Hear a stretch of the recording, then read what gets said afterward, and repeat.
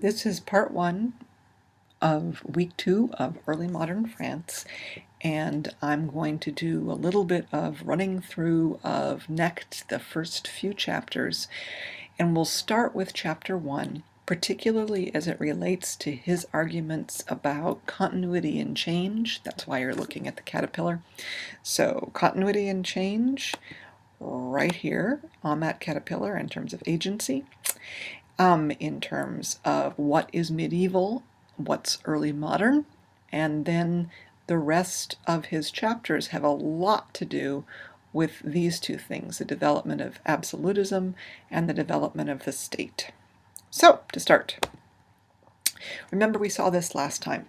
We were looking at medieval Europe and some of its characteristics, and we pointed out that the states of early modern Europe are not nation states. That is to say that they are territories that we would not regard as modern nations in any respect. We've got the Holy Roman Empire, which has hundreds of little German territories and principalities inside.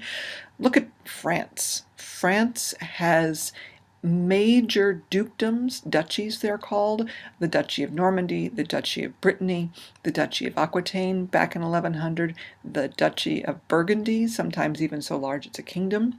So that territory is not ruled by one monarch, it is not one nation in the medieval period. Same thing if you look down here with Spain. It is neither, is it, one nation. It is made up of Castile, it is made up of Aragon, it is made up of part of the Muslim Empire of North Africa as well. So we noted that generally last time. We also noted generally that the systems of medieval Europe are unique to that period. So particularly it is agrarian, rural, local, illiterate, poor, and Catholic. The vast, vast majority of people, 90% or more in medieval Europe, are farmers, and they are subsistence farming. They are not farming for the market, and they are not going very far in trading what it is that they farm. We also pointed out briefly last time that the quintessential political system of medieval Europe is feudalism, and I wanted to emphasize a few things about that. This is the general relationship in terms of how medieval monarchs get their power, what the relation is between them and the lords.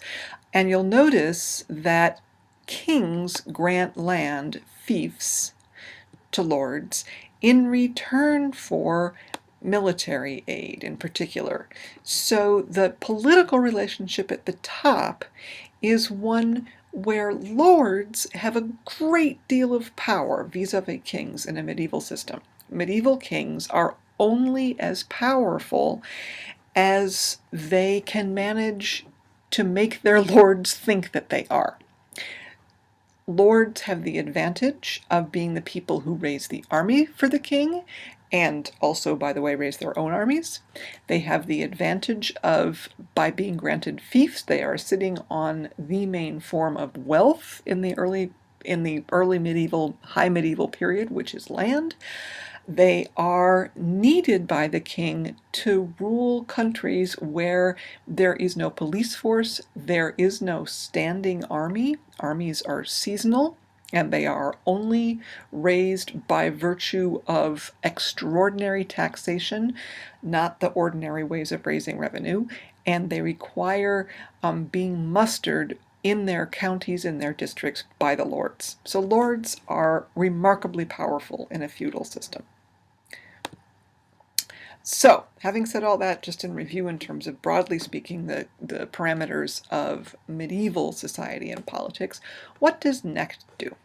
And that's what this next slide is he tells you the situation in France in the late medieval period, in the 1400s, late 1400s, and he makes particular mention of certain examples, of certain evidence, certain measures that show that very thing, that show how much France is moving towards early modern, how much it is still late medieval, in the later 1400s.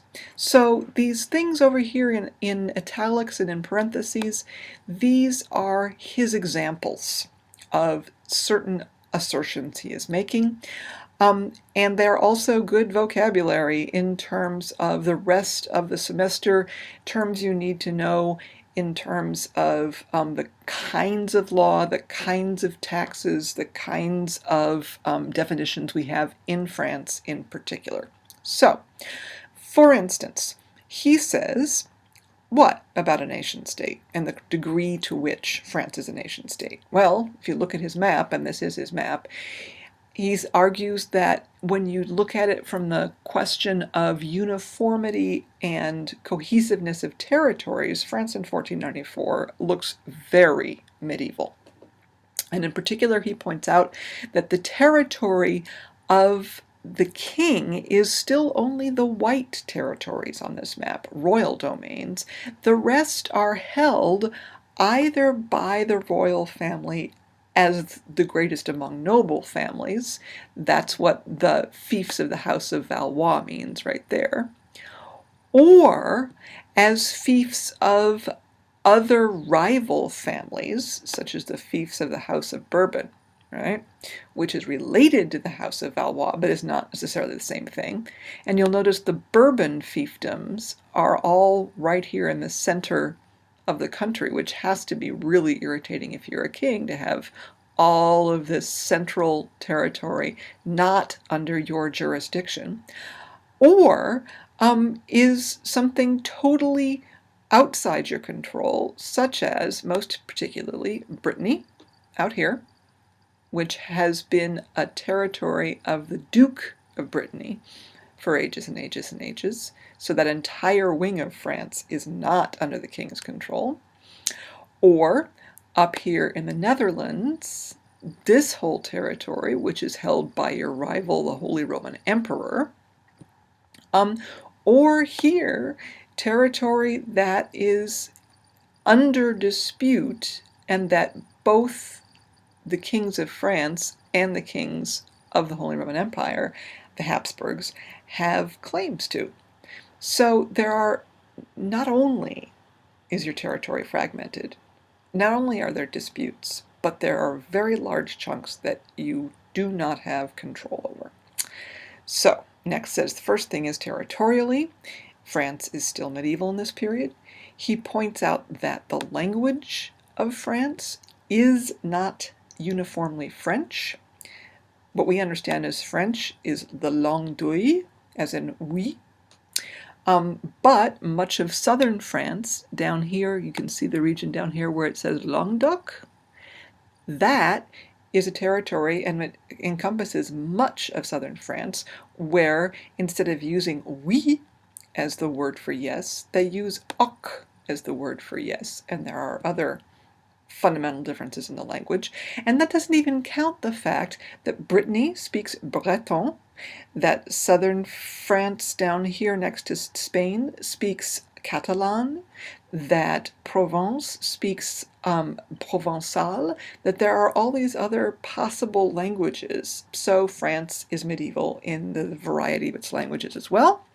And France is medieval still in that there is not a uniform law system. There are two systems. There is Roman law, which is basically adhered to by the territories closest to the old Roman Empire, so down in the south, and customary law, which is also known as common law and is used by territories up in the north closer to places that were Germanic.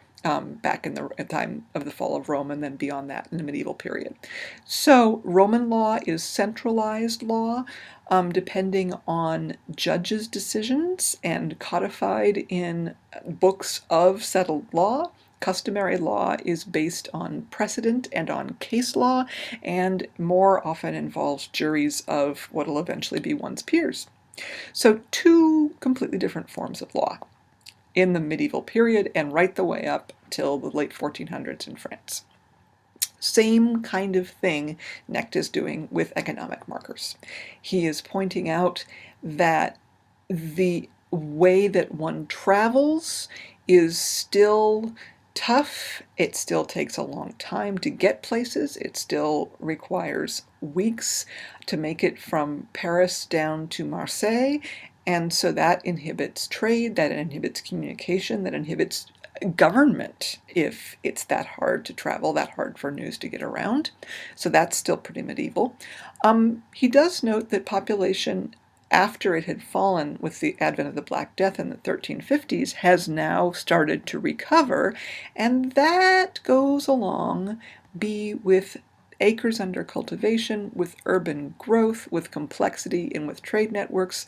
In all of those things, he is making an argument for the increasing population of the country, driving increasing incidence of farming, increasing numbers of large towns, and therefore increasing trade, increasing products of trade, increasing network and even travel in trade, and long distance trade.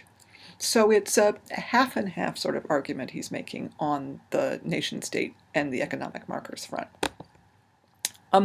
When it comes to other ways to measure whether France is in the late 1400s more medieval or more early modern, he points out social markers.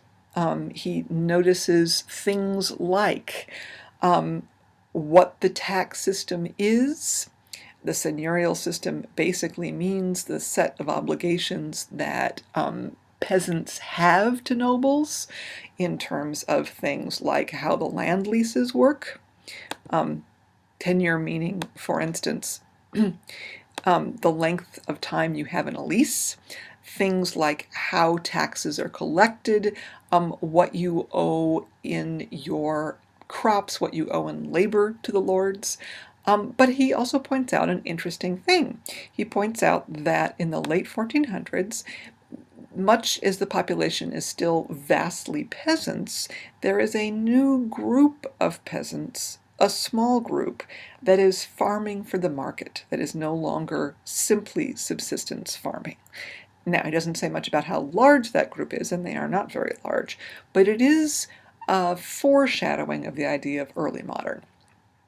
He also points out the rising size of towns, and alongside that then, that you have two groups growing in those towns. You have the professional classes, the aisés, and the comfortable bankers and merchants, and then you have the lower classes, the menu peuple, the day laborers, and in between them you have artisans of all sorts. So you have not only the rising size of cities and towns, you also have a rising number of people in France who are something middle class, upper middle class, middle class, lower middle class, and something urban, not rural. And last but not least, in France, of course, you have a formal division here. There is a ideological understanding, a way of categorizing everybody that says that there are three estates in France. The first estate, which is the clergy, the second estate, which is the nobility, and the third estate, which is everybody else. And as I just pointed out, that's a little funny because everybody else can be very prosperous bankers, or it can be dirt poor peasants, but they all together comprise the third estate. The other thing about that is that means strongly hierarchical. When you say those three estates, the clergy is not only the first estate, it is considered the best estate because it's closest to God, which of course means it's a medieval category. It is the second estate, is, as this points out, this illustration, considered defined by their military service. And the third estate is most associated with peasants, and therefore with people who, by virtue of what they do, by virtue of where their wealth and their labor is, do not have a claim to political rights or to equality. So it's not just categories, it's hierarchical categories that translate to political rights as